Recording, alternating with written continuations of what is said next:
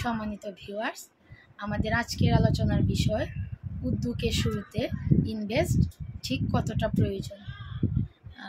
আমরা যারা উদ্যোক্তা হতে চাচ্ছি বা উদ্যোক্তা হতে চাই, আমরা অনেকেই মনে করি যে আমরা যদি উদ্যোক্তা হই কিংবা আমরা যদি কোনো ব্যবসা পরিচালনা শুরু করি তাহলে আমাকে অবশ্যই অধিক পরিমাণ ইনভেস্ট কিংবা পুঁজি নিয়ে আমার উদ্যোক্তা জীবন শুরু করতে হবে বা ব্যবসায়িক জীবন শুরু করতে হবে।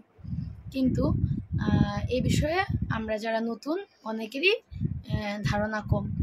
তো সেই বিষয়ে আজকে আলোচনা করব যে উদ্যোগের শুরুতে ইনভেস্ট ঠিক কতটা প্রয়োজন।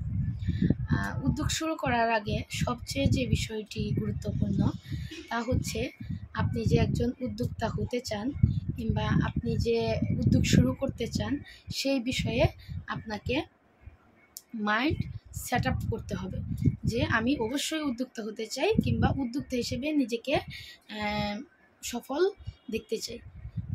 আর কোনোভাবেই সেই চিন্তাধারা থেকে কিংবা সেই ডিসিশান থেকে ফিরে আসা যাবে না। এটি হচ্ছে উদ্যোগ শুরু করার প্রথম স্টেপ।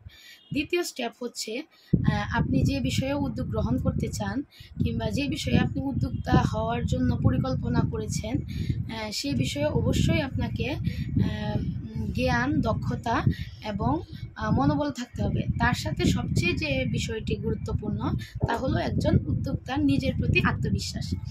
এই তিনটি বিষয় যখন আপনার মধ্যে সীমাবদ্ধ থাকবে কিংবা নিহিত থাকবে তখন আপনি আসবেন ইনভেস্টের ক্ষেত্রে।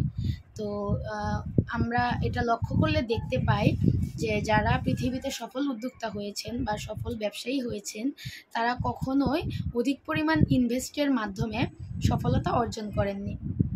তারা একদম ছোট থেকে ধাপে ধাপে বড় হয়েছেন। তো উদ্যোগের শুরুতে অবশ্যই স্বল্প পরিমাণ ইনভেস্ট পরীক্ষামূলক প্রয়োজন, যা প্রত্যেকটা উদ্যোগের ক্ষেত্রেই দরকার হয়ে থাকে, তবে সেটা খুবই স্বল্প পরিমাণ।